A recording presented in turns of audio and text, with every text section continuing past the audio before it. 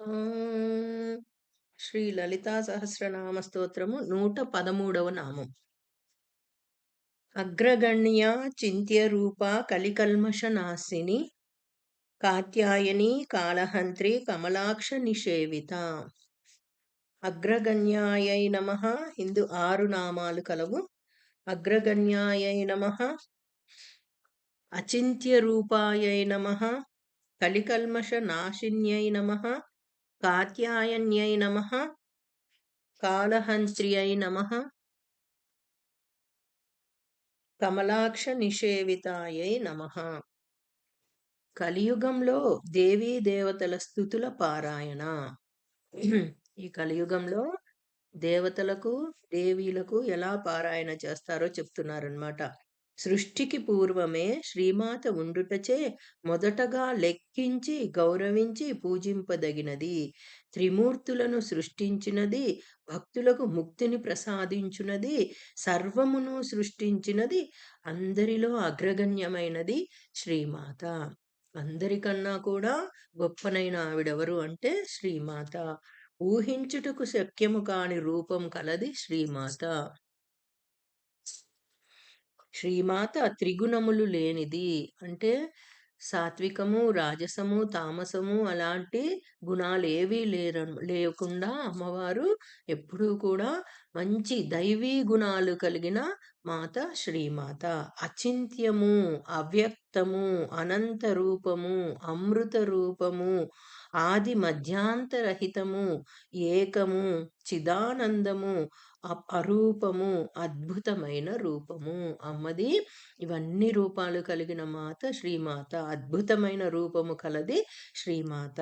శ్రీమాత కలియుగంలోని పాపాలను నశింపజేయును. ఈ కలియుగంలో ఉన్న పాపాలన్నీ కూడా ఆవిడ నశింపజేస్తూ ఉంటారనమాట. కృతయుగంలో ధర్మం 4 పాదాలలో నడిచింది. త్రేతాయుగంలో ధర్మం 3 పాదాలలో నడిచింది. ద్వాపర యుగంలో ధర్మం 2 పాదాలలో నడిచింది. కలియుగంలో ధర్మం 1 పాదంతో నడుస్తున్నది. కలియుగంలో ప్రజలు చేసే పాపాలను శ్రీమాత హరింపజేస్తుంది. కలియుగంలో ప్రజలందరూ చేసే పాపాలను ఎవరు తీసివేస్తున్నారు అంటే శ్రీమాత. ఇది ఎలా పోతుంది అంటే ఆవిడ నామస్మరణ ధన్యోపాయం వహి పశ్యమో భవతరణే. అంటే ఆవిడ కలియుగంలో శ్రీ లలితా సహస్రనామ పారాయణ. ఆవిడ నామాన్ని మనం స్మరించుకుంటేనే చాలు, మనలో ఉన్న ఆ పాపాలన్నీ కూడా తొలగిపోతాయి అని చెప్తున్నారనమాట. అలాగే విష్ణు సహస్రనామ పారాయణ, అలాగే శివ సహస్రనామ పారాయణ చేయుట వలన ఆ పాపాలన్నీ కూడా తొలగిపోతాయి అని చెప్తున్నారనమాట. కాబట్టి అట్లే భగవద్గీత పారాయణ మరియు సుందరాకాండ పారాయణ, ఇవన్నీ కూడా సుందరాకాండ పారాయణ చాలా మంచి పారాయణ అనమాట. అది ఒక్క రోజులో మొత్తం పారాయణ చేయొచ్చు, 7 రోజుల్లో చేయొచ్చు, నెల రోజుల్లో చేయొచ్చు. అలా సుందరాకాండ కూడా చాలా మంచి పారాయణ అనమాట. దేవీ దేవతల స్తుతులు పఠించుట. దేవీ దేవతల యొక్క స్తుతులు పఠించటం అంటే ఏదైనా ఒక స్తుతి, ఏదైనా ఒక శ్లోకం, ఏదైనా ఒక పద్యం అవన్నీ పఠించినా సరే మనలో ఉన్న పాపాలన్నీ కూడా తొలగింపచేస్తుంది శ్రీమాత. పఠించుట మొదలగునవి చేస్తే ఈ పాపాలన్నీ తొలగిపోతాయి. ధర్మ మార్గాన్ని అవలంబించుటయే భక్తి. మనం ఎప్పుడైతే ధర్మంలో ఉంటామో, ఆ మార్గాన్ని అనుసరిస్తూ ఉంటామో అదే భక్తి అన్నమాట. భక్తి అంటే ఇంకెక్కడి నుంచో రాదనమాట. మనము ఇన్ని పువ్వులు వేసేసి, ఇన్ని ప్రసాదాలు పెట్టేసి, నమస్కరించేసి, తర్వాత మన ఇష్టం వచ్చినట్టు ప్రవర్తిస్తే అది భక్తి అనిపించుకోదు. అవన్నీ చెయ్యకపోయినా మనం ధర్మబద్ధంగా అమ్మకొక్క నమస్కారం చేసి, ఈ స్తుతులను పఠిస్తూ, ఈ సహస్రనామాల్ని చదువుతూ ఉన్నా సరే అది మన పాపాల్ని తీసివేస్తుంది. అంతేకాని ఈ ఈ నలుగురికి ఎంతో మెప్పు కోసం చేసే పనులు చేస్తూ వారిని మళ్ళీ మనం దూషించినట్లుగా మాట్లాడినా చేసినా సరే అవన్నీ కూడా ఉపయోగం లేని పనులవుతాయి అని అమ్మ ఈ శ్లోకాల ద్వారా చెప్తున్నారనమాట. కాబట్టి ధర్మ మార్గాన్ని అవలంబించుటయే భక్తి. కలియుగంలో చేసిన పాపాలు నశించుటకు బ్రహ్మ నారదునకు ఈ కలి సంతరణోపనిషత్తు మంత్రాన్ని ఉపదేశించాడు. ఆ మంత్రం ఏంటంటే మనందరికీ తెలిసిన మంత్రమే. హరే రామ హరే రామ, రామ రామ హరే హరే, హరే కృష్ణ, కృష్ణ కృష్ణ హరే హరే అనే మంత్రాన్ని బ్రహ్మ నారదుడికి ఉపదేశించాడనమాట. ఈ కలియుగంలో మానవులందరూ కూడా ఎలాంటి శ్లోకాలు, స్తోత్రాలు, పారాయణలు చేయకపోయినా ఈ ఒక్క నామాన్ని జపించుకున్నా సరే మీరు చేసిన పాపాలన్నీ తొలగిపోతాయి అని చెప్పి ఆ బ్రహ్మ నారదుడికి ఉపదేశించి మనకి బోధించారనమాట. మోక్ష మార్గములను గూర్చి పరిశోధన చేసిన ఋషి మనకి మోక్షం కలగడం కోసం ఓ పరిశోధన చేశారనమాట. ఋషి ఎవరు అంటే ఆయన కత్యయనుడు. కత్యయనుడు అనే ఋషి, ఆ ఋషి గోత్రంలోని వాడు పతుడు అను ఋషి. పతుడు అను మహర్షి కుమార్తె కాత్యాయని. ఆవిడ కాత్యాయని దేవి అన్నమాట. కాత్యాయని రూపముననున్నది ఎవరు అంటే శ్రీమాత. ప్రతి ఒక్క రూపంలో కూడా ఆ మాతే ఉంటుందన్నమాట. ఆ కాత్యాయని దేవి పూజ గాని చేసుకుంటే మనకి సకల విజయాలు లభిస్తాయన్నమాట. ఇప్పుడు కాత్యాయని వ్రతం చేస్తే పెళ్లి కాని పిల్లలకి ఎన్ని వారాలనుకుంటున్నామో ఆ వారాల లోపే మనకి ఆ సంబంధాలు కుదరటము, పెళ్లి జరిగిపోవటము అన్నీ జరుగుతాయన్నమాట.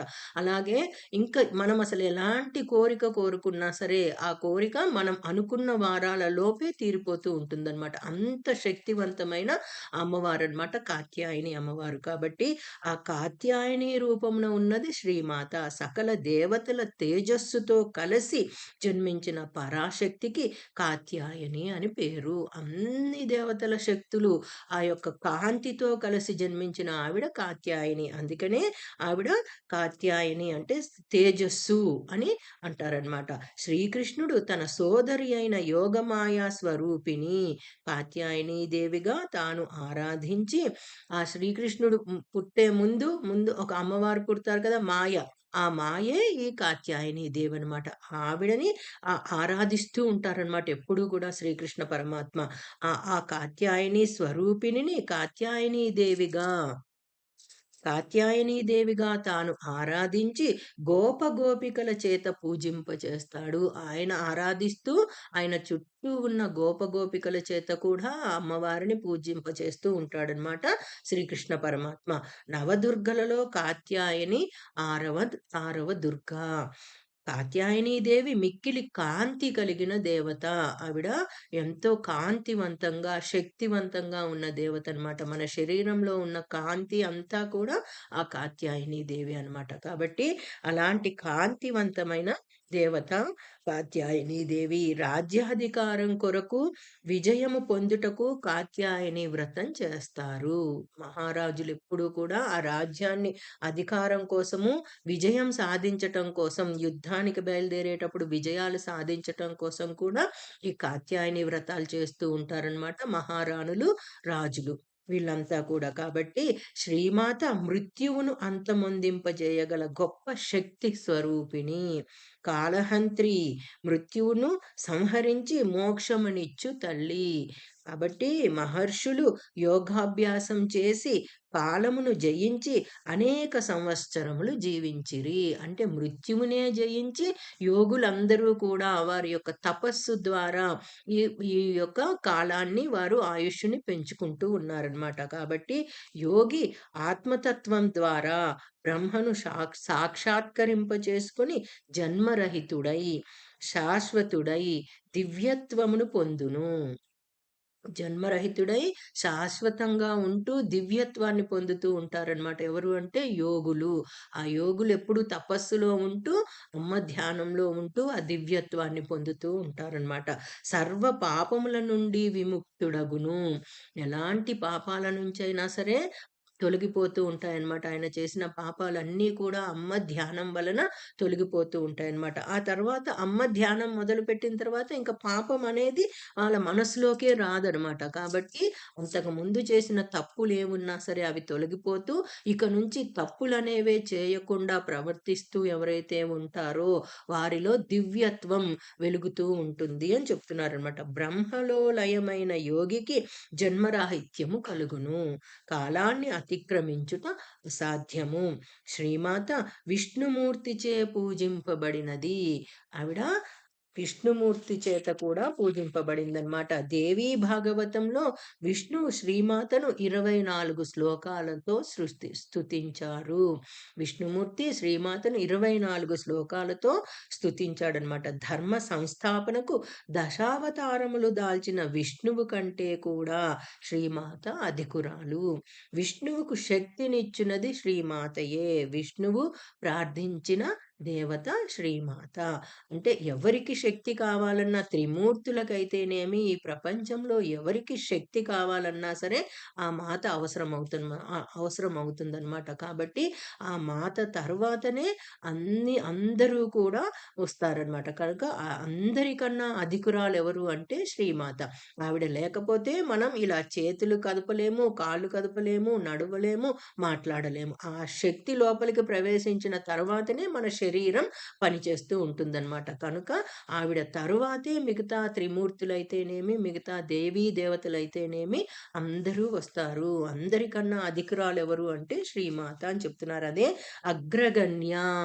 అగ్రగణ్య చింత్య రూప కలి కల్మషనాశిని కాత్యాయని కాళహంత్రి కమలాక్ష నిషేవిత. ఈ యొక్క శ్లోకాన్ని గాని మనం చదువుకున్నప్పుడు ఇదంతా గుర్తు తెచ్చుకోవాలన్నమాట. అగ్రగణ్య అంటే అందరికన్నా గొప్పనైన తల్లి శ్రీమాత అన్నది గాని మనం భావన చేస్తూ ఈ శ్లోకాన్ని చదువుతూ ఉంటే మనకి ఆ యొక్క శక్తి మనలో ప్రవేశిస్తుంది. 114 శ్లోకం. తాంబూల పూరిత ముఖి దాడిమి కుసుమ ప్రభ మృగాక్షి మోహిని ముఖ్య మృడాని మిత్ర రూపిణి. ఇందులో 7 నామాలు కలవన్నమాట.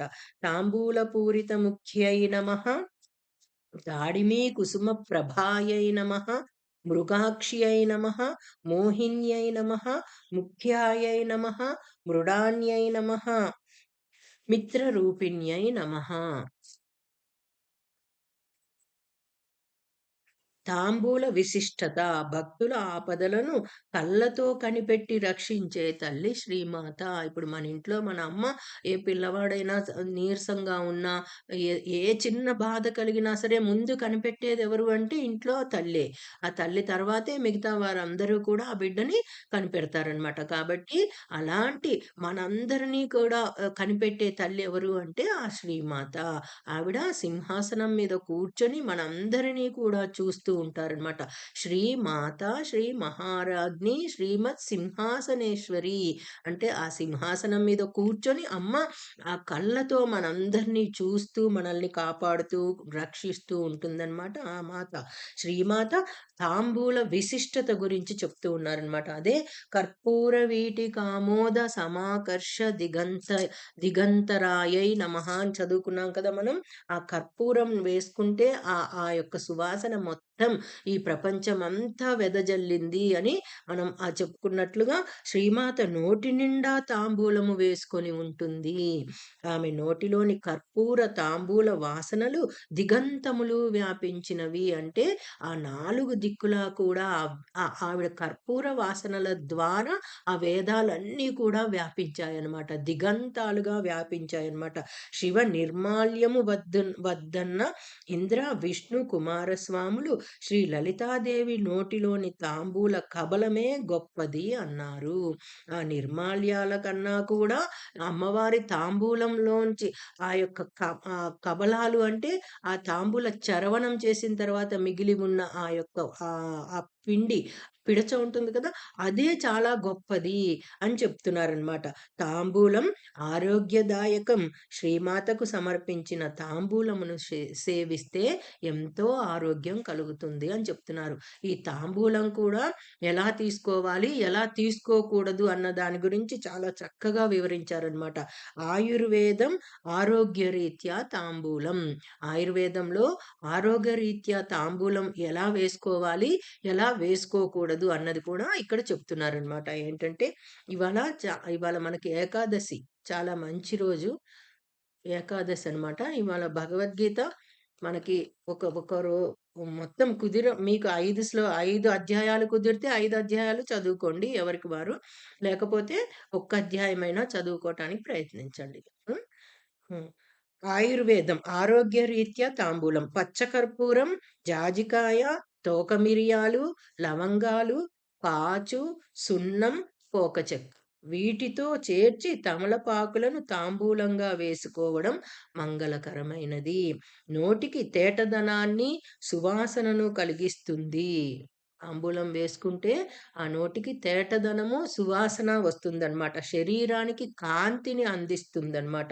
అందాన్ని ఇస్తుంది తాంబూలం. ఆ నోరు ఎర్రగా కనిపించి, ఆ పెదాలు ఎర్రగా కనపడితే, ఆ మొహం ఎంతో మంగళకరంగా, అందంగా కనిపిస్తూ ఉంటుందనమాట. అలా అమ్మవారు ఎప్పుడూ కూడా అలా ఆ కుంకుమ, గంధము, పసుపు, ఆ తాంబూలము, ఆ యొక్క సువాసనలతో ఎప్పుడూ కూడా అమ్మవారు విరజిల్లుతూ ఉంటారనమాట. అలాంటి భావనతో మనం అమ్మని ఎప్పుడూ ధ్యానిస్తూ ఉంటే, ఆ యొక్క శక్తి, ఆ యొక్క అందము అంతా కూడా మనకి కూడా వచ్చి చేరుతుంది అని చెప్తున్నారనమాట.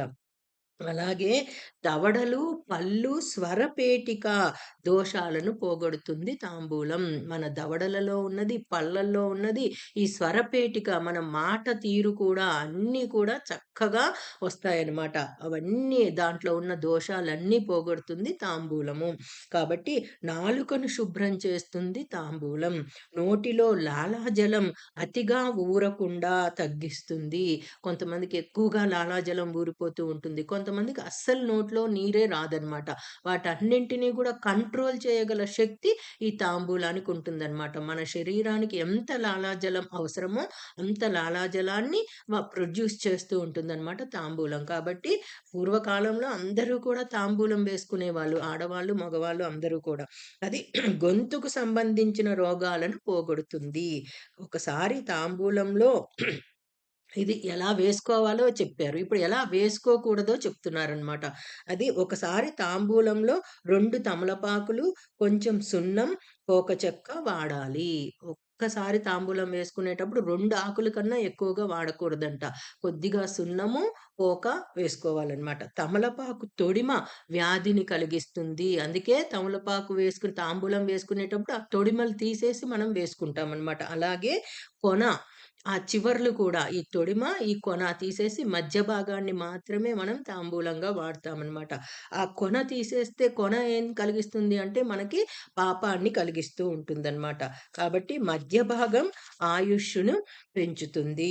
నరాలకు, బుద్ధికి వీటన్నింటికి కూడా ఇవన్నీ ఏంటంటే తమలపాకు కొన, తొడిమ ఇవన్నీ కూడా పాపాన్ని కలుగజేస్తుంది. తర్వాత ఆయుష్షుని ఆయుష్షును బుద్ధికి చేటు తెచ్చును. మన బుద్ధికి కూడా తొడిమలు, ఆ కొన బుద్ధికి చేటు తెస్తూ ఉంటాయన్నమాట. కాబట్టి తమలపాకులు వేసుకునేటప్పుడు ఆ కొనలు, ఆ తొడిమలు తీసివేసి వేసుకోవాలి అని చెప్తున్నారు. వీటిని తీసివేయవలెను. తాంబూలం వేసుకోగానే నోటిలో ఊరు మొదటి లాలాజలపు ఊటను ఊసివేయాలి. తాంబూలం వేయగానే వేసిన దగ్గర నుంచి మింగేయకూడదంట. ఆ మొదట మనం నమిలిన వెంటనే వచ్చే నీటిని ఉమ్మివేయాలంట. తర్వాత రెండవసారి వచ్చిన నీటిని కూడా అది విషపూరితమైన ఊట అన్నమాట. అది ఊసివేయాలంట. రెండవ ఊట మనిషికి జీర్ణం కానివ్వకుండా చేస్తుందన్నమాట. కావున మొదటి 2 ఊటలను బయటకి ఊసి వేయవలెను. మూడవ ఊట నుండి మృంగవచ్చు. తాంబూలంలో మనకి తెలియని ఇంత రహస్యం ఉందన్నమాట. ఏదో తాంబూలం ఇస్తున్నారు, ఏసేసుకుంటాం, వచ్చేస్తాం. అవన్నీ కూడా మనం తెలుసుకోవాలంటే ఇలాంటి పుస్తకాలన్నీ చదవటమో, ఇలాంటివి తెలుసుకోవటమో చేస్తూ ఉంటే మనకి వాటిలో ఉన్న ఆ శక్తి, ఆ పవర్ అర్థమవుతుందనమాట. తాంబూలము మొదటి 2 సార్లు కూడా మింగకూడదు. అది ఊసివేయాలనమాట. మూడవసారి నుంచి మింగాలి అని చెప్తున్నారనమాట. కాబట్టి ఎక్కువ సార్లు తాంబూలం వేసుకోవడం వలన ఎక్కువ సార్లు ఎప్పుడు గూడా ఏదైనా అతిగా ఏది చేయకూడదు. అలా చేయటం వలన శరీరం చిక్కిపోతుంది. ఎక్కువగా తాంబూలం వేసుకున్నా సన్నగా అయిపోయి వాళ్ళు కాంతి లేకుండా తయారవుతారనమాట. చూపు తగ్గుతుంది. తల వెంట్రుకలు ఊడుతాయి. దంతాల పటుత్వం తగ్గుతుంది. తర్వాత ఆకలి తగ్గుతుంది. చెవుడు ఏర్పడుతుంది. శరీర వర్ణం బలం తగ్గుతుంది. క్షయరోగం, పిత్తం, వాతం, రక్త సంబంధ రోగాలు ఏర్పడతాయి. ఎందువల్ల అంటే తాంబూలం ఎక్కువగా వేసుకోవటం వల్ల. 2 ఆకులు రోజుకి ఒక్కసారే మధ్యాహ్నం పూట భోజనమైన వెంటనే వేసుకోవాలి. అలా వేసుకుంటేనే ఆరోగ్యం. అది కూడా మొదటి 2 ఊటలు ఊసివేసి, మూడవ ఊట నుంచి అది మింగుతూ ఉంటే ఆహారం జీర్ణమవుతుంది. మనలో ఆ శక్తి, ఆ యొక్క కాంతి మొదలైనవన్నీ వస్తాయి. లేకపోతే ఇవన్నీ జరుగుతాయి అని చెప్తున్నారనమాట. మరి ఎక్కువ సార్లు ఏది వేసుకోకూడదు. తాంబూలం వేసుకున్న తర్వాత ఊటలు మృంగగా మిగిలిన పిప్పిని లోపలికి మృంగుచున్న శరీరంలోని నునుపుదనం తగ్గును. ఆ పిడిచ ఉంటుంది కదా! లాస్ట్‌లో అది మింగకూడదంట మళ్ళీ. దాన్ని మళ్ళీ బయటకి ఉమ్మివేయాలి. ఆహ్, ఆహ్, అరుచి అరుచి అంటే మనకి రుచి అనేది ఉండదనమాట. అందుకే ఈ మధ్య తాంబూలం వేసుకుంటూ ఉంటే మనం ఇవేమి చెయ్యం గదా! దొరికింది తినేస్తాం, వచ్చేస్తాం. దాంతో మనకు టేస్ట్ తెలియకుండా పోతుంది. అరుచి ఏర్పడుతుంది. అంటే రుచి అనేది తెలియకుండా ఉంటుందనమాట. కాబట్టి ఆకలి తగ్గుతుంది. తర్వాత జలుబు, ఉబ్బసం, శరీరంలోని రక్తం తగ్గుతుంది. మూత్రం సరిగ్గా రాకపోవడం, లేక మూత్రం ఎక్కువగా రావడం వంటి రోగాలు సంభవిస్తాయి. పాలను త్రాగిన 45 నిమిషాల లోపల తాంబూలం వేసుకున్న పాలను త్రాగిన తర్వాత 45 నిమిషాల తర్వాతే తాంబూలం వేసుకోవాలి. తాగిన ముందు 45 నిమిషాల లోపల గాని తాంబూలం వేసుకుంటే బహుమూత్ర వ్యాధి గాని, మూత్రం ధారాళంగా రాకుండా అడ్డగించబడు వ్యాధి గాని, చర్మరోగం గాని రావడం తథ్యం. చూడండి. తాంబూలం వేసుకుంటే ఇన్నొస్తున్నాయన్నమాట. మనకేంటి ఏం లేదు తాంబూలం వేసుకున్నాం. అమ్మగారిచ్చిన తాంబూలం వేసుకున్నాం. దానివల్ల మనకెంతో ఆరోగ్యం వచ్చేస్తుంది అనుకుంటాం. కానీ తర్వాత వచ్చేవి ఇన్నున్నాయన్నమాట. అది వేసుకునే పద్ధతి, అది ఎలా వేసుకోవాలి, దాంట్లో ఏమేం వేయాలి అవన్నీ కూడా తెలుసుకొని మనం ఈ తాంబూలాన్ని వేసుకుంటే ఆరోగ్యం ఇస్తుంది. లేకపోతే అనారోగ్యం వస్తుంది అని చెప్తున్నారన్నమాట. ఎందులో అయినా సరే మంచి, చెడు 2 ఉంటాయి. దాంట్లో మంచి ఏదో గ్రహించి, చెడుని వదిలివేస్తూ మనం ఎప్పుడైతే దాన్ని ఫాలో అవుతూ ఉంటామో, అప్పుడే అది మన వంటికి ఆరోగ్యాన్నిస్తుంది అని చెప్తున్నారనమాట. కాబట్టి ఆ శ్రీమాత ఇక్కడికి తాంబూలం గురించి వివరణ అయిపోయిందనమాట. ఇప్పుడు శ్రీమాత కోమల శరీర ఛాయ ఎర్రని దానిమ్మ పుష్పకాంతి వలె అద్భుతంగా ఉంటుంది. అమ్మవారు మంచి శరీర ఛాయతో దానిమ్మ పుష్పం కాంతి ఎలా ఉంటుందో అలాంటి కాంతితో ఉంటారంట ఎప్పుడూ అమ్మవారు. లేడి కన్నుల వంటి కన్నులు కలది శ్రీమాత. శ్రీమాత కన్నులు లేడి కన్నుల వలె చంచలముగాను, విశాలముగాను, అందముగాను ఉంటాయి. ఆమె నేత్రాలను భక్తి భావనతో చూస్తే జ్ఞానాన్ని ప్రసాదించి ఆశీస్సులను అందజేస్తుంది. అమ్మవారి మొహాన్ని మనం అలా పరీక్షగా చూస్తూ కళ్ళల్లో కళ్ళు పెట్టి చూస్తే ఆ జ్ఞానం మనకి లభిస్తుందనమాట. అలాగే మనకి ఆశీర్వచనం లభిస్తుంది అని చెప్తున్నారు.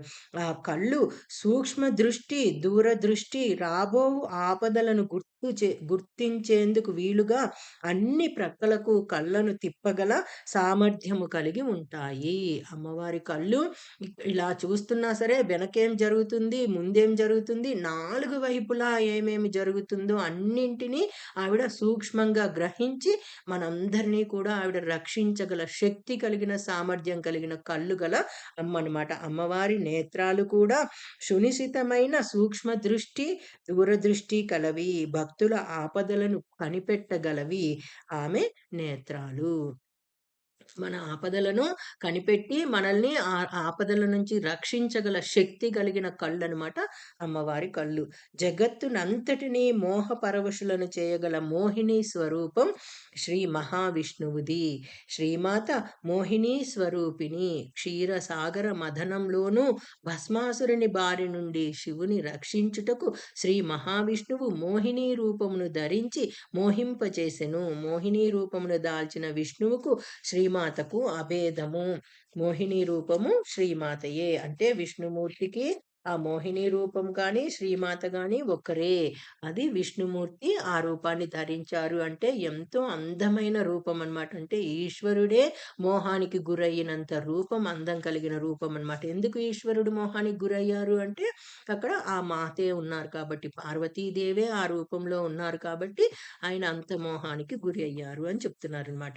సృష్టి ఆదియందుండుట చేతను, సృష్టి స్థితి లయములకు మూల కారణమైనది అగుట చేతను శ్రీమాత ముఖ్యమైనది. సత్యం జగత్తుకు ఆధారమని వేదాలలో కలదు. సత్యమే ఎప్పుడూ కూడా, సత్యమే ఈ జగత్తుకి ఆధారం అన్నమాట. ఆ సత్యమే లేకపోతే మనకి ఈ జగత్తే లేదు. కాబట్టి ఆధారము అది వేదాల ద్వారా తెలుసుకున్నారనమాట. ఆ సత్య స్వరూపము కంటే ముందు పుట్టినది శ్రీమాత. ఆ వేదాల కంటే కూడా ముందెవరొచ్చారు అంటే ఆ మాతే వచ్చిందనమాట. కాబట్టి అన్నింటికన్నా గొప్పనైన మాత శ్రీమాత. కావున సర్వమునకు ముఖ్యమైనది. జగత్తులో సర్వ కార్యములను నడిపించునది మాత. ముఖ్యుడనగా అందరికంటే అనుభవశాలి, జ్ఞానవృద్ధుడు శ్రీమాత ముఖ్యులలో ప్రవేశించి కార్యమును నడిపించును. అనుభవం కలిగిన వ్యక్తి అన్నమాట. ఇప్పుడు 80 ఏళ్ళు, 90 ఏళ్ళు ఉన్నాయి అంటే వారికి ఎంతో అనుభవం ఉంటుందన్నమాట. వారి జీవితమే మనకొక లెసన్‌గా తయారవుతూ ఉంటుంది. వారు చెప్పేవన్నీ కూడా అనుభవించి చెప్తున్నవి. అవి వారు అనుభవించి చెప్పినవన్నీ కూడా మనకి జీవితంలో ఎంతో ఉపయోగపడతాయన్నమాట. అలాంటి అనుభవజ్ఞురాలైన మాత శ్రీమాత. ఆవిడ మనకి చెప్పే ప్రతీదీ కూడా మన జీవితంలో ఎంతో ఉపయోగపడే మాటలయ్యుంటాయి అని చెప్తున్నారు. భక్తులను, ప్రాణులను సుఖింపచేయువాడు మృడుడు. మృడుని భార్య మృడాని. మృడుడు అంటే ఈశ్వరుడు, మృడాని అంటే పార్వతీదేవి.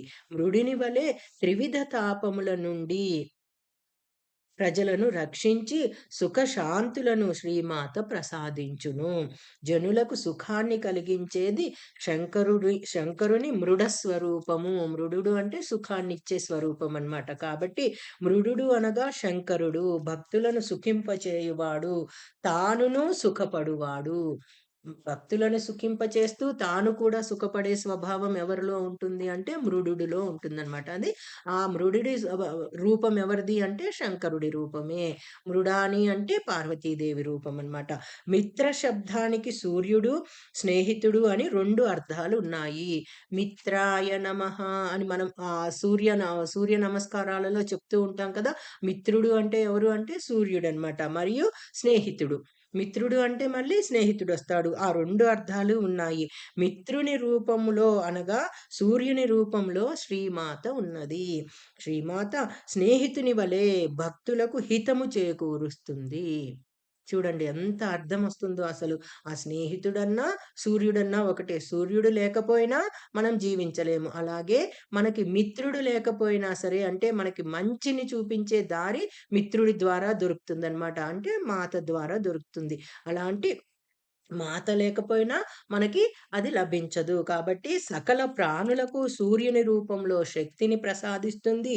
భూతాలన్నింటికిని నేను మిత్రుడనని ఎవరు తెలుసుకుంటారో వారు శాంతిని పొందుతారు.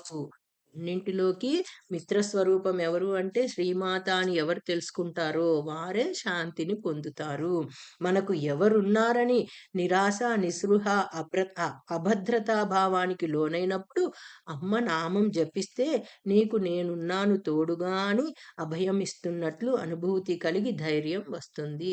ఎవ్వరూ లేరని మనం కూర్చుంటే ఒంటరిగా ఉన్నప్పుడు ఆ అమ్మని ధ్యానించుకుంటూ ఉంటే ఆవిడే నేనున్నాను మీకెలాంటి భయము లేదు అనే అభయాన్ని మనకిస్తుంది ఆ మాత. కనుక ఎవ్వరూ లేరు అని ఎప్పుడూ అనుకోకుండా నాకెప్పుడూ తోడుగా అమ్మ ఉన్నారు అని అనుకుంటూ మనం గాని కూర్చుంటే ఆ ధైర్యమే వేరుగా ఉంటుంది. అలాంటి అభయాన్ని అమ్మ మనకిస్తుంది అని ఈ శ్లోకాల ద్వారా చెప్తుంది. అదే తాంబూల పూరిత ముఖి దాడిమి కుసుమ ప్రభా మృగాక్షి మోహిని ముఖ్య మృడాని మిత్రరూపిణి. ఒక్కొక్క దానికి ఒక్కొక్క అర్థం ఎలా చెప్తున్నారో చూడండి. ఆ మృగాక్షి, మోహిని, హ్య మృడాని మిత్రరూపిణి. అన్ని మిత్రరూపిణి అంటే స్నేహితురాలు, మృడాని అంటే సుఖాన్నిచ్చేది, మోహిని అంటే అందమైన తల్లి. ప్రతి దానికి కూడా ఒక ఒక మంచి భావన, అర్థము తెలుసుకుంటూ మనం కానీ ఈ శ్లోకాలు చదువుతూ వెళ్తే, మనం ఇప్పుడు ఈ శ్లోకం చదవంగానే మనకి ఇవన్నీ గుర్తొచ్చేస్తాయి. ఎందుకంటే మనం తెలుసుకుంటున్నాం కాబట్టి. ఆ భావన అంతా ఎప్పుడైతే గుర్తొచ్చిందో ఆ శక్తి అంతా మనలోకొస్తుందనమాట. అంతేగాని అలా భావించకుండా మామూలుగా చదివేస్తూ వెళ్ళిపోతే ఏదో పుస్తకంలో అక్షరాలు చదువుతున్నట్టే. దాంట్లో శక్తి మనకి రాదనమాట. భావిస్తూ చదివితేనే ఆ శక్తి మనలోకొస్తుంది అని చెప్తున్నారు. 115వ శ్లోకము. నిత్యతృప్తా భక్తనిధిర్నియంత్రీ నిఖిలేశ్వరీ మైత్ర్యాదివాసనాలభ్య మహాప్రళయ సాక్షిణి. నిత్యతృప్తాయై నమః. ఇందులో 6 నామాలున్నాయన్నమాట. నిత్యతృప్తాయై నమః, భక్తనిధయే నమః, నియంత్ర్యై నమః, నిఖిలేశ్వర్యై నమః, మైత్ర్యాది వాసనాలభ్యాయై నమః, మహాప్రళయ సాక్షిణ్యై నమః. మహాప్రళయంలో ఉండేది, మిగిలేది శ్రీమాతయే. మహాప్రళయంలో మరి మహాప్రళయంలోని అమ్మవారేముంటారు, ఆ ప్రళయం అయిపోయాక నిలబడి ఉండేది కూడా అమ్మవారే అని చెప్తున్నారనమాట. అదే శ్రీమాత నిత్యము తృప్తి కలిగి ఉంటారు. ఎప్పుడూ కూడా తృప్తిగా ఉంటారనమాట. ఏది ఉన్నా తృప్తిగా ఉంటారు, ఏది లేకపోయినా తృప్తిగా ఉంటారు. ఎందుకంటే అన్నీ అమ్మవారి చేతిలోనే ఉన్నాయి. ఇప్పుడు మనం మన ఇంట్లో ఉంటాము. మన ఇంట్లో ఏది ఉందో, ఏది లేదో మనకు తెలుసు. కానీ అది లేదు అని ఎప్పుడూ ఆలోచించకుండా ఉన్న దానితో తృప్తిగా ఎవరైతే ఉంటారో, ఈ ఇల్లంతా మనదే, ఇందులో ఉన్నవన్నీ మనవే అనే తృప్తి ఎప్పుడైతే కలిగి ఉంటామో, అప్పుడు మనకు ఆ శక్తి వచ్చేస్తుంది. ఆ భయం పోతుంది. అభయంగా ఎప్పుడూ కూడా నిలిచి ఉంటామనమాట. అలాంటి తృప్తి కలిగి ఆమె తాను తృప్తిపడి భక్తులను తృప్తిపరుస్తుంది. ఆ ఇంట్లో తల్లి ఎలా అయితే తృప్తిగా అన్నీ వండి పిల్లలకి పెడుతూ, ఆమె కూడా తృప్తి పడుతూ పిల్లలని, ఇంటి వారందరినీ తృప్తిపరుస్తుందో, అలాగే అమ్మ కూడా ఈ ప్రపంచంలో ఉన్న అందరినీ తృప్తిపరుస్తూ ఆవిడ తృప్తిగా ఉంటారు అని చెప్తున్నారు. అదే తృప్తి. నిత్యతృప్తాయై నమః. ఎప్పుడూ కూడా నిండుగా, తృప్తిగా ఉంటారు అని చెప్తున్నారనమాట. ఆనందమయుడు, నిత్యము తృప్తి పడువాడు సుఖవంతుడు, ఆనందమయుడు. ఎప్పుడూ తృప్తిగా ఉన్నవాడు సుఖంగా ఉంటాడు, ఆనందంగా ఉంటాడనమాట. పరమాత్మకు భక్తుడు భక్తితో పత్రాన్ని, పుష్పాన్ని, జలమును సమర్పించిన తృప్తితో స్వీకరించును.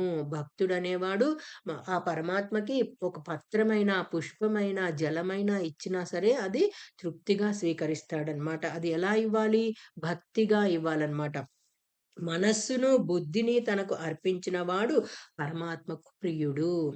తన భక్తులు ఎట్టి వారైనా, ఏ పద్ధతిలో పూజించినా, ఏ ఏ నైవేద్యం సమర్పించినా, వారిలోని భక్తిని గ్రహించి అపార తృప్తిని చెంది వారిని ఎల్లవేళలా రక్షించి మోక్షమిచ్చును. ఇప్పుడు భక్త కన్నప్ప ఉన్నాడు. ఆయనేం చేశాడు? ఒక లేడీని చంపేసి ఆ మాంసము మంచిగా ఒక ఆకులో చుట్టి తీసుకొస్తాడు. మళ్ళీ అభిషేకం చేయటానికి నోటితో నీళ్లు తీసుకొస్తాడు. అలాగే కాలితో అక్కడున్న నిర్మాల్యాలన్నీ తోసివేసి, ఆ నోటితో నీటిని ఆ శివుడి మీద పుక్కిలించి, ఆ నీటితో కడిగి, ఆ మాంసాన్ని ఆయనకి సమర్పిస్తాడనమాట. అంటే అక్కడ ఆయన చేసిన పనేది భగవంతుడికి ఆహ్, చెడుగా అనిపించదనమాట. అందులో ఉన్నది ఏంటి ఆయనకి? అమాయకత్వము, భక్తి, శ్రద్ధ. ఆయన భగవంతుడికి పెట్టాలి అంతే. ఆయన తినే ఆహారాన్నే మొదటి నుంచి వాళ్ళ పెద్దలు ఆయనకు నేర్పింది అదే ఆహారం. ఆ ఆహారాన్నే ఆయన మనసులో ఉన్న భగవంతుడికి ఏది పెడుతున్నాడో బయట భగవంతుడికి కూడా అదే పెడుతున్నాడనమాట. కాబట్టి ఆ భగవంతుడికి పెట్టే ఆహారం ఎంత భక్తిగా ఇస్తున్నాడు, ఎంత శ్రద్ధగా పెడుతున్నాడు అన్నదే పరమాత్మ చూస్తాడు. అంతేగాని నువ్వు అది తెచ్చావు, ఇది తెచ్చావు అన్నది ఎప్పుడూ పరమాత్మ చూడడనమాట. కాబట్టి చిన్న పత్రమైన, పుష్పమైన, జలమైనా సరే సరే మనం భక్తిగా ఆయనకి సమర్పిస్తే ఆయన మనకి తృప్తిని, ఆనందాన్ని కలిగిస్తాడు అని చెప్తున్నారనమాట. ఆ భక్తిని గ్రహించి అపార తృప్తిని చెంది వారిని ఎల్లవేళలా రక్షించి మోక్షమిస్తాడు. మోక్షాన్ని కలిగిస్తాడు. భక్తులకు తరగని చెరగని నిధి అమ్మ పాద పద్మాలే. ఆమె పాదాలను ఆశ్రయిస్తే వారి కోరికలు తీరుతాయి. మహారాజుల కానుకలను తిరస్కరించారు మహాకవి పోతన. త్యాగరాజు వారి తపశ్శక్తి గొప్పది. వారు నమ్మినది దైవాన్నే. దూర్జటి కాళహస్తీశ్వర శతకంలో ఇలా రాశాడనమాట. రాజుల్ మత్తుల్ వారి సేవ నరకప్రాయంబు వారిచ్చు నంభోజాక్షి చతురంతయాన తురగీ భూషాదులాత్మవ్యథా బీజంబుల్ తదపేక్ష చాలు చాలుం బరితృప్తిం పొందితిన్ జ్ఞానలక్ష్మి జాగ్రత్ పరిణామ మిమ్ము దయతో శ్రీకాళహస్తీశ్వర అని జగత్తునకు నియామకురాలు బ్రహ్మస్వరూపిణి సర్వాధికారిని జగత్తును పద్ధతిలో నడుచునట్లు చేయునది. త్రిమూర్తులచే సృష్టి స్థితి లయ కార్యములను క్రమబద్ధంగా చేయించును. సర్వదైవాలు సర్వదేవతలు దిక్పాలకులు మృత్యుదేవతలను కూడా నియంత్రించు శాసనకర్త శ్రీమాత. ఆ రాజులు ఎంత మత్తుగా వారి సేవలు చేసినా సరే అది నరకప్రాయంబుగానే ఉంటుంది. అది తృప్తిగా అమ్మని భక్తితో కొలిచి చేసే సేవ ఏదైతే ఉందో అది చక్కని రాజ్యానికి పనికి వస్తుంది అని ఆ దూర్జటి గారు చెప్పారనమాట. అలా శ్రీమాత సమస్తమునకు నాయకురాలు, అధిష్టాన దేవత. ఈ సృష్టి అంతయు ఆమె చేతనే పరిపాలింపబడుతున్నది. ప్రపంచంలోని సమస్త దేహములలోని ప్రతి అణువులోనూ శ్రీమాత పరిపాలన సాగుచున్నది. ఆవిడ పరిపాలన ప్రతి అణువులోనూ సాగుతున్నదన్నమాట. ఇప్పుడు మన శరీరంలో ఉన్న ప్రతి ఒక్క బ్లడ్ సెల్ కూడా, రక్తనాళాలు, రక్త కణాలన్నింటిలో కూడా అమ్మవారు లేకపోతే ఆ రక్త కణం కదలలేదన్నమాట. ఈ శరీరంలో రక్త కణాలు కదిలి గుండె వరకు చేరి అక్కడి నుంచి మన శ్వాసలోకి వెళ్ళి ఆ శ్వాస ద్వారా ఈ సుషుమ్నా నాడి ద్వారా హాం సం అనే ఆ కదలికలు జరుగుతూ ఉంటే తప్ప మన శరీరం నడవదు. ఆ శరీరం నడవాలి అంటే ఆ శక్తి లోపల మనకి ఉండాలన్నమాట ఎప్పుడూ కూడా. అలాంటి శక్తి ఎప్పుడైతే తృప్తిగా ఉంటుందో అప్పుడు మనకి ఆనందంగా ఉంటుంది. లేకపోతే ఎప్పుడు కూడా ఏదో ఒక అసంతృప్తి కలిగి ఉంటాం. లేదా ఏదో ఒక బాధలో ఉంటాం. ఏదో ఒక నొప్పితో ఉంటామన్నమాట. అలా కాకుండా తృప్తిగా ఉన్నాము అంటే అమ్మ మనలో ఉన్నట్టు. అది దైవీ గుణాలు కలిగిన శక్తి కలిగి ఉంటుంది అని చెప్తున్నారనమాట. అంటే మైత్రి అంటే స్నేహం. సౌఖ్యమును అనుభవించు వారి యందు స్నేహభావముతో ఉండుట. కరుణ అంటే దయ. దుఃఖము గల వారి యందు దయ కలిగి ఉండుట. ముదిత అంటే సంతోషము. పుణ్యాత్ముల యందు సంతోషముగా ఉండుట. ఉపేక్ష అంటే అశ్రద్ధ. పాపాత్ముల యందు అశ్రద్ధగా ఉండుట. ఈ 4 గుణములు గల భక్తులకు శ్రీమాత సులభముగా ప్రసన్నురాలగును. ఎప్పుడూ కూడా స్నేహంతో ఉండాలి, దయతో ఉండాలి, సంతోషముతో ఉండాలి. అశ్రద్ధ పనికిరాదు, శ్రద్ధగా ఉండాలి. ఇవన్నీ ఎవరికైతే కలిగి ఉంటాయో వారిలో శ్రీమాత ఎప్పుడూ కూడా నిలిచి ఉంటారు, ప్రసన్నురాలుగా ఉంటారు అని చెప్తున్నారనమాట. ప్రళయకాలమందు అనగా కల్పాంతమందు పరమశివుడు కాలరుద్రుడై తన నేత్రాగ్నిచే బ్రహ్మ విష్ణు మొదలైన వారితో సహా కూడిన సమస్తమైన జగత్తును భస్మము చేసి ఆ బూడిదను పూసుకొని తాండవము చేయుచుండగా శ్రీమాత మాత్రం పాశాంకుశ ధనుర్బాణములను చేతబూని ఆ తాండవమునకు సాక్షిగా ఉంటుంది కనుక శ్రీమాత నాశము లేనిది. మహాప్రళయ సాక్షిభూతురాలు శ్రీమాత. మన శరీరంలో నిస్సత్తువ ఆవరించేసింది. శక్తి లేకుండా ఉన్నాము. అలాంటప్పుడు అమ్మ యొక్క శక్తి మనకు కావాలి అంటే ఏం చేయాలి? మనం తృప్తిగా, ఆనందంగా ఒక్కసారి గట్టిగా నవ్వామో, లేదా చిరు మందహాసం చేశామో, వెంటనే మనలో శక్తి వచ్చేస్తుందనమాట. మీరు చాలా దిగులుగా ఉన్నప్పుడు ఏదైనా మంచి జోక్ వినపడినా, లేదా మీరు ఎప్పుడో చేసిన మంచి పనులను గుర్తు తెచ్చుకున్నా, మీలో ఆ శక్తి ఆటోమేటిక్‌గా వచ్చేస్తుందనమాట. అలాంటి అలాంటివి అందుకనే కళ్ళు మూసుకొని మీరు చేసిన మంచి పనులను గుర్తు తెచ్చుకోండి. లేదా మీరొకరికి సహాయం చేసింది గుర్తు తెచ్చుకోండి అని చెప్తూ ఉంటారు. అలా ఎప్పుడైతే మనకవి గుర్తొస్తాయో వెంటనే మనలో శక్తి వచ్చేస్తుందనమాట. అలా ఆ శక్తి ఎప్పుడైతే వస్తుందో అమ్మవారు మనలో నిలిచి ఉన్నట్లు. ఆ నిర్వీర్యమైన ఆ యొక్క శరీరం కూడా ఒక్కసారే శక్తివంతంగా లేచి కూర్చుంటుంది అని చెప్తున్నారనమాట. జీవులందరూ రోజు గాఢ నిద్రలోకి పోవు స్థితి నిత్య ప్రళయము. నిత్యము ప్రళయము అంటే గాఢ నిద్రలోకి వెళ్ళే స్థితిని నిత్య ప్రళయము అంటారు. ఆత్యంతిక ప్రళయము అంటే మనిషి మరణించుట అత్యంతిక ప్రళయము. మరణానంతరం ఆత్మ పొందే ఉత్తమ అధోగతులకు సాక్షీభూతురాలు శ్రీమాత. మరణానంతరం జీవి పొందే మార్పుల రహస్యం తెలిసినది శ్రీమాత. మనం మరణించిన తర్వాత మనల్ని మళ్ళీ తిరిగి ఏ స్థానానికి చేర్చాలి అనే రహస్యం ఒక్క ఆ మాతకే తెలుసనమాట. అంటే మన పాపపుణ్యాలన్నీ లెక్కకట్టి మనల్ని తిరిగి ఏ స్థానానికి చేర్చాలి, పై స్థానానికి వెళ్తారా వీరు, కింది స్థానానికి వెళ్తారా అన్నది తెలుసుకున్న వ్యక్తి ఎవరు అంటే ఒక్క శ్రీమాతనే. కాబట్టి యుగాంత ప్రళయము అంటే యుగాంతమున సంభవించే ప్రళయం ఒక యుగం అంతమైనప్పుడు మరి ఒక యుగం ప్రారంభానికి ముందు ప్రళయం వస్తుంది. ఆ సమయంలో శ్రీమాతయే సాక్షీభూతురాలు. ఒక యుగం అంతమయ్యి మళ్ళీ తిరిగి ఒక యుగం ప్రారంభం అవ్వటానికి మధ్యలో ఉన్నది ఎవరు అంటే ఆ మాత. ఆ మాతే దానికి సాక్షిగా లేకపోతే మనకి ఇదంతా జరుగుతున్న సంగతి అసలు తెలియనే తెలియదనమాట. కాబట్టి ఆవిడే ఎప్పుడూ కూడా అన్నిటికీ కూడా సాక్షీభూతురాలుగా ఉంటుంది.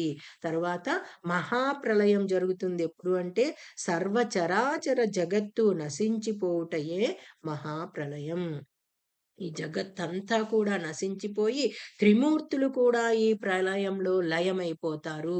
అంటే బ్రహ్మ, విష్ణు, మహేశ్వరులు కూడా ఈ ప్రళయంలోకి కలిసిపోతారనమాట. ఆ మహాప్రళయంలో కూడా సాక్షీభూతంగా ఉండునది శ్రీమాతయే. ఆ ఆ ప్రళయంలో కూడా సాక్షిగా నిలిచేదెవరు అంటే అమ్మనే అని చెప్తున్నారనమాట. కాబట్టి ఇవన్నీ కూడా మనకి ఈ యొక్క శ్లోకం చదివినప్పుడు రావాలన్నమాట. భావనలోకి రావాలి. అదే నిత్య తృప్త భక్తనిధిర్ నియంత్రి నిఖిలేశ్వరి మైత్ర్యాది వాసనాలభ్య మహాప్రళయ సాక్షిణి. ఈ ప్రళయానికి అంతటికీ కూడా సాక్షిభూతంగా ఉన్న మాత ఎవరు అంటే శ్రీమాత అన్నది మనకి భావనలోకి వచ్చేయాలన్నమాట.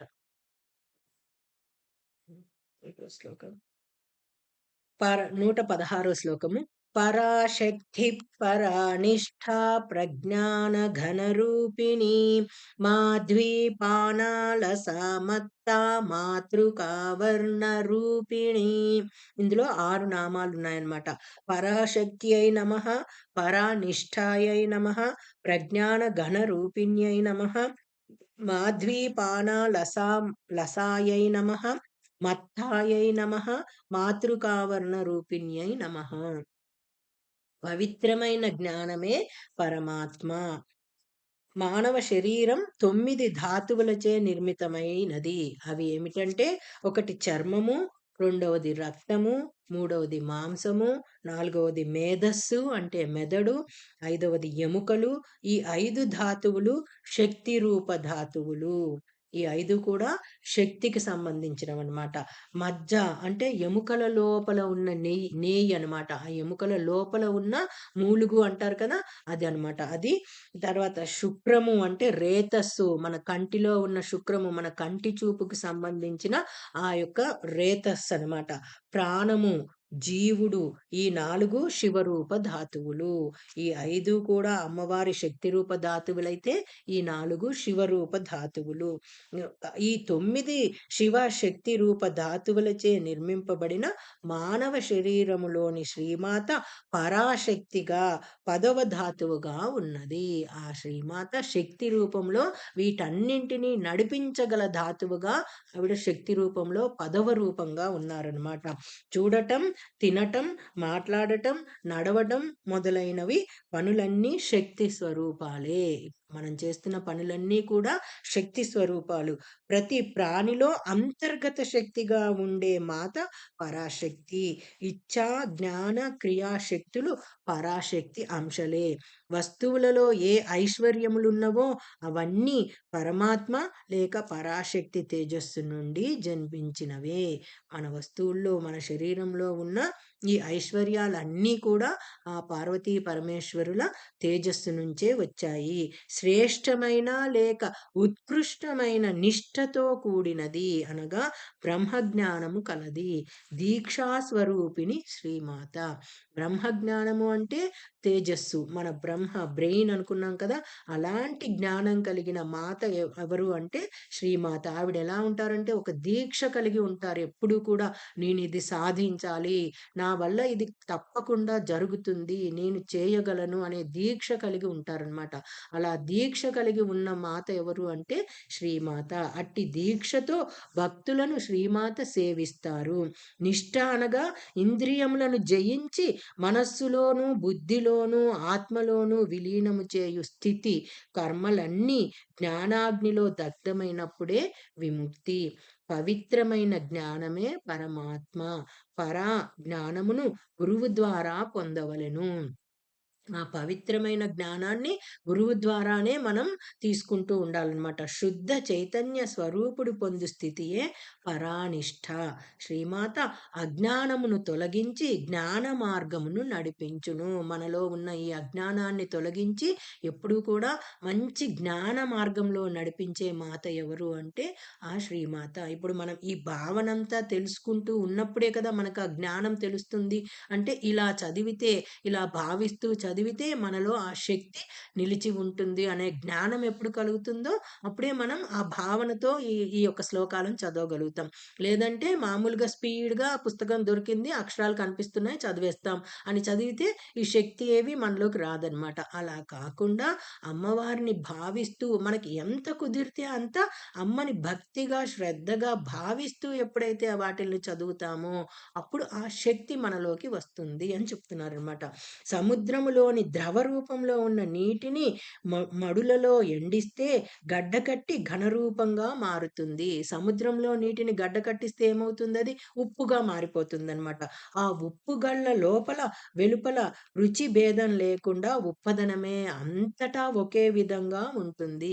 ఆ ఉప్పు గళ్ళు లోపలైనా ఒకే ఉప్పు రుచి ఉంటుంది, బయటైనా అదే రుచి ఉంటుంది. అట్లే శాశ్వతమైన జ్ఞానమే శ్రీమాత స్వరూపము. మనం చేసే ప్రతి పని కూడా శాశ్వతంగా నిలిచి ఉండాలి అంటే ఆ జ్ఞానం ఎక్కడి నుంచి వస్తుంది అంటే ఆ అమ్మ ద్వారానే వస్తుంది. ఆ రూపమే శాశ్వతమైన జ్ఞానము అని చెప్తున్నారనమాట. పరానిష్టలోని గొప్ప జ్ఞానం ఘనీభవించిన రూపమే శ్రీ లలితాదేవి. భక్తులు, సాధకులు, యోగులు అందరూ కూడా తమ తమ భక్తి యోగ సాధనల ద్వారా ఆ ఘన రూపాన్ని మరలా ద్రవ రూపంగా మార్చి తమలోకి అనుభూతిగా తెచ్చుకుంటారు.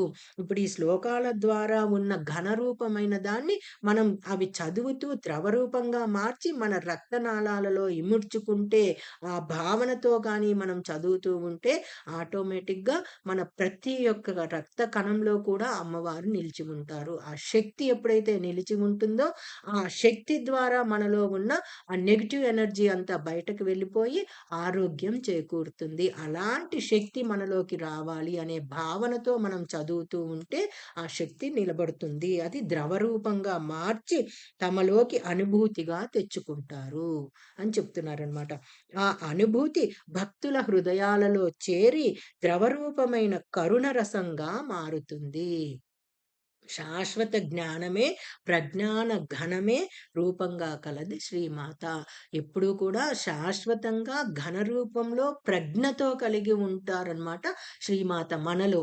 మనలో ఆవిడెప్పుడూ కూడా శాశ్వతంగా ఘన రూపంగా ప్రజ్ఞతో కలిగి ఉన్న మాతని మనం వాటిల్ని చదువుతూ ద్రవరూపంగా మార్చుకుని మనలోకి లీనం చేసుకుంటూ మనం దానిలో లీనమైపోతూ ఎప్పుడైతే ఆ భావనతో అమ్మవారి శ్లోకాలను చదువుతూ ఉంటామో అప్పుడే మనలో ఆ శక్తి ప్రవేశిస్తుంది.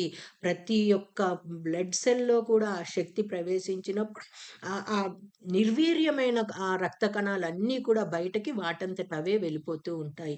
ఆ నిర్ ని నిర్జన ప్రదేశంలో ఉన్నవన్నీ కూడా ఎలా అయితే మనకి ఇలా మొక్కలలో ఎప్పుడైతే ప్రాణశక్తి పోతున్న సమయంలో మనం వాటికి నీరు పోసి మళ్ళీ ప్రాణశక్తిని తిరిగి ఇస్తామో, అలా మన శరీరంలో ఉన్న ఈ రక్త కణాలు నిర్వీర్యమైపోయిన రక్త కణాలకి ఈ అమ్మవారి యొక్క శక్తి ప్రవేశించినప్పుడు దానిలో మళ్ళీ తిరిగి శక్తి ఉద్భవిస్తుంది అని చెప్తున్నారనమాట ఈ శ్లోకాల ద్వారా. కాబట్టి సుమధురమైన పలుకులను పలకడం, వినడం, మధుర వాక్కుల రసాస్వాదనలో ఆసక్తి గల జగన్మాత ద్రాక్ష రసమును త్రాగుటచే, ఆ యొక్క మంచి మాటలతో, మంచి పలుకులతో, మంచి శ్లోకాలతో అమ్మవారి యొక్క ద్రాక్ష రసాన్ని మనం త్రాగటం వల్ల శరీర పారవస్యముతో అలసత్వమును పొందినది.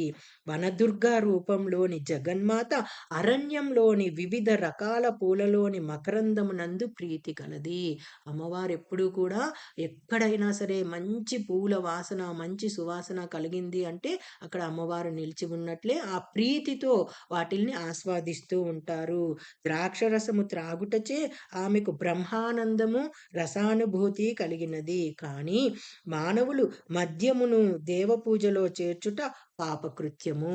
కాబట్టి మన శరీరానికి ఎలా అయితే మద్యం పోసి మనం పాపాన్ని చేస్తూ ఉంటామో, అలా కాకుండా అమృతమును త్రాగుటచే కలుగు బ్రహ్మానంద రసమనే మత్తులో శ్రీమాత ఉంటారు. ఎప్పుడూ కూడా అమ్మ అమృతం అనే రసాన్ని తాగుతూ ఆ మత్తులో ఉంటారనమాట. ఈ మానవులు తాగే ఈ మత్తులో కాకుండా అమృతం అనే రసాన్ని త్రాగే మత్తులో అమ్మవారు ఉంటారు. ఆ బ్రహ్మానందము పొందినప్పుడు నిర్వికార నిర్గుణ స్థితి లభిస్తుంది. అమ్మవారి యొక్క శ్లోకాలను చదువుతున్నప్పుడు మనకి అలాంటి మత్తు కలగాలన్నమాట.